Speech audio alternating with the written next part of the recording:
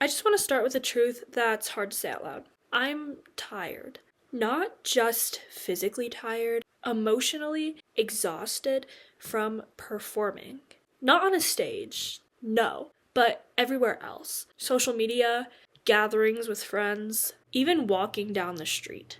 I'm always on, always trying to be good, always editing myself, always pretending no one is watching, but knowing deep down someone probably is. And that's exhausting. It drains you. So I want to ask you, and myself, a question today. What if you stopped trying so hard? What if you were just messy, human, flawed, imperfect? That's what we're unpacking. If you're tired of performing, welcome home. You're not alone. Before we get into this, let's do something a little bit cringy, which is ironic because my first YouTube video that blew up was about how nothing is cringy, but let's just do this one exceptionally cringy thing. Just close your eyes. I don't bite, just close your eyes. Don't you worry, I can't jump out of the screen. And just genuinely breathe in slowly and exhale. And just try to keep doing that as we walk through the beginning of this video together. Because when we're so busy trying to be a performer, we forget to take care of ourselves. And the easiest way to start right now is deep breaths. Okay, let's do this. Hey, I'm Clarity Sage, and I want to be honest. I've deleted 5 YouTube channels in the past 3 months. 5. And I think it's because each time I start to build something, a community or a voice, I get scared. Scared of being seen, really seen, vulnerable, messy, imperfect. And I think that circulates around the fact that I am unable to not be vulnerable. But what I underestimated is how quickly I would grow and how many people would hear my vulnerability. And I thought I had to be perfect to deserve space online, to deserve love, or even to deserve the words that I want to say. But here's what I'm learning. You don't have to be good all the time. Not here, not anywhere. If you're exhausted from performing, editing yourself for likes, or hiding your messy parts, this video is for you. So what causes this pressure? Where does it come from? And maybe most importantly, how do we live beyond it? I'm figuring this out as I go, and I want to bring you along. And just for a little side note, this is going to be the channel. I'm done hiding, and this is going to be me. I even took a shower after recording the rest of this video, because I think this is genuinely representing a fresh start. Before we get deep, just think about this. What does being good mean to you? How does it show up in your life? And this is when you really need to focus on not being performative. Think genuinely as to what being good means to you and not what being good means in the world. And hold on to that thought. Let's start with some ancient wisdom. Not to get all completely philosophical right off the bat, but this is just some basics, I guess. Epictetus was a Stoic philosopher born a slave in ancient Greece. And that alone tells you that he has a unique perspective on control and freedom. He taught that the only things we truly control are our own thoughts and beliefs and our actions. Everything else, including how others see us, whether they're watching or not, is outside our control. This is huge because so much pressure to be good comes from worrying about others' opinions. Epictetus said, "It's not what happens to you, but how you react to it that matters." Maybe the pressure to perform isn't really about other people, it's about our relationship with ourselves. Accepting what's outside our control, especially judgments, is a path to freedom. But it's hard. Acceptance is a daily, often messy practice. What would it look like to live free from the need to control what others think? I'm trying to figure this out every day. And sometimes I fail, but sometimes I surprise myself.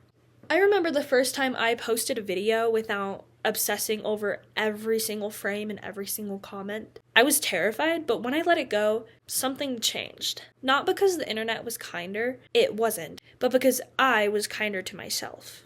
And what's helped me a lot is you should do this too. Ask yourself when you feel pressure, is this within my control?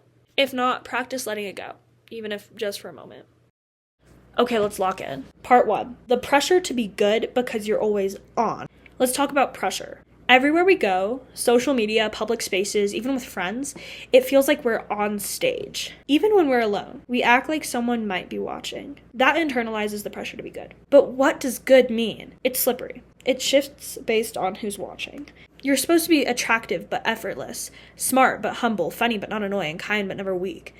Juggling all that every moment is draining, and it disconnects you from your messy, tired human self. You become a highlight reel, edited, filtered, perfected, polished, but behind that reel, that dumb Instagram highlight, is just pure loneliness and exhaustion and fear.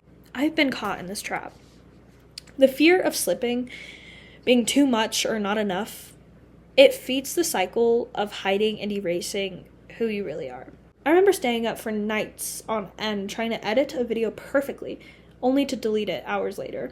And that was only because one of my friends mentioned that he was trying to find my YouTube channel. I was juggling two different perceptions of me, what the internet thinks of me and what my in real life friends think of me. I have two different performances that I put on for each person, and you do too. I was trying to be the perfect creator, friend, daughter, student. It was a constant strain, and the guilt when I wasn't good enough, crushing. Michel Foucault, a French philosopher, he introduced the idea of panopticon. It's a prison designed specifically so that one guard watches all prisoners without them knowing who's watched when. Because they just might be watched at any moment, prisoners police themselves constantly. I think this serves as a metaphor for modern life. We don't always know who's watching, or if anyone is at all, but the possibility keeps us performing always, non-stop. We censor ourselves before anyone else can. The panopticon is internal surveillance, and it's exhausting. That pressure to be good because someone might watch, shapes how we see ourselves too. Modern life is basically a panopticon, and it's wild. Think about it.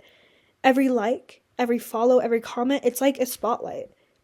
Except instead of applause, it's the audience slightly scrolling and occasionally commenting mid. But more than that, it's the possibility of being watched that keeps us always on. Like, you ever act a certain way in your bedroom just in case there's a hidden camera? Like, you ever fake read Crime and Punishment for the ghost of your FBI agent? We police ourselves constantly, trying to fit the invisible audience's expectations. And that internal watcher, oh, she's the worst. She's like if Regina George, if she lived in your frontal lobe. Okay, think about this. Imagine setting down that invisible camera. No TikTok reposts, no background lurking, no judgment. What would you do differently if no one was watching? Would you dance in your kitchen? Would you finally eat that weird soup you secretly love but think is embarrassing because it smells like boiled pencil shavings? That's an original experience. Kat, take this moment to breathe. You're not on stage right now. It's chamomile. Very rebellious of me. Performing goodness isn't just about looking put together. It's about hiding the messy, chaotic pieces of ourselves. People admire the put-together version, but don't see the cost. Quiet perfectionism looks calm and mature, but it's actually like if burnout wore an ugly English teacher cardigan and said, "I'm fine," 27 times a day. People admire the put-together version, but they don't see the 37 drafts of the same Instagram caption or the mental breakdown that happened at Target. It's like, wow, you're so composed. And I'm like, thank you. I've been crying in the shower to Jeff Buckley for 9 consecutive mornings. We curate our struggles, tidy, digestible, brand safe. Struggled with anxiety, but now I journal and burn sage. But that's not healing. It's branding. It's a mask. And it works. Until it doesn't. And let me be clear. I am slightly practicing what I preach. I'm not trying to be good right now. I mean, surface level good. I'm wearing my boyfriend's twisted t-shirt, my boyfriend's PBR pants, eating Cheez-Its, fresh out the shower, no makeup on. I have like 4 horrible pimples on my face because I can't stop touching them. But on a more, like, deep note, have you ever been not okay, but you pretend to be okay just to keep the peace? Because I have. I've literally said Yeah, I'm fine. While my left eyelid twitched out Morse code for send help. I'm gonna be really cringe. It's gonna sound like I'm trying to be poetic, but I mean it in like a literal way. Also, sorry, I'm trying to curl my eyelashes. Did that work? Okay. I remember smiling while I was crying inside. Not in a poetic way. Like literally sobbing, then slapping on a fake grin when my mom walked in and said, "Dinner's ready." I was editing my social media to look happy while I was actively contemplating whether I should just become a forest hermit with no Wi-Fi. And that contradiction, it eats at you slowly, like emotional termites. Okay, here's the hope section. Brene Brown, queen of vulnerability, TED Talk legend. She's probably cried more publicly than me, which is really comforting. She says that vulnerability is the birthplace of connection. She's like actually what I live by. And that means showing up imperfect. Which, if you've seen my laundry pile, I've clearly mastered. Being vulnerable is terrifying. Especially online. Like, hi, here's my open wound. Please don't comment, slay queen. I've been trying to be more vulnerable lately. Not online, but in person. Sharing my mess, admitting that I don't have it together. And the response, sometimes it's beautiful. Sometimes it's people suggesting a 17-step morning routine. And it's real. And I'd rather be real than perfectly fake. I've tried that. Didn't work. Got acne. Wow! What if we just existed? What if we stopped trying to be good all the time? Not like rob a bank levels of bad. Just like breathe without apologizing levels of normal. What if we just existed? Messy, tired, and perfect, without shame. You don't need to earn your worth by being productive or nice or symmetrical. You don't need to document your healing to prove it's happening. You are not a self-help Pinterest board. You are a human. Sometimes your socks don't match and your brain is full of bees and you snap at your mom when you're hungry, and that's okay. But when you stop performing, you open the door to connection.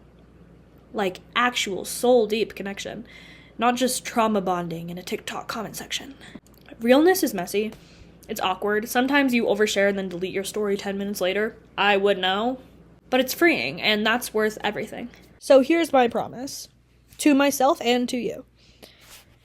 This channel is my messy, unedited space. I record these videos on my MacBook Air at 3 a.m. This channel might be disgusting. It might have cat hair all over it. It might spiral sometimes, but it's honest. No more deleting. No more hiding because I didn't meet an imaginary standard of good internet girl. You don't have to be good all the time.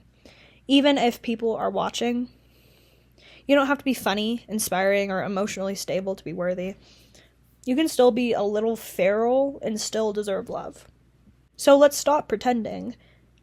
Let's stop performing. Let's just start being. Messy, glorious, human. Thank you for being here. With me alone in my boyfriend's house.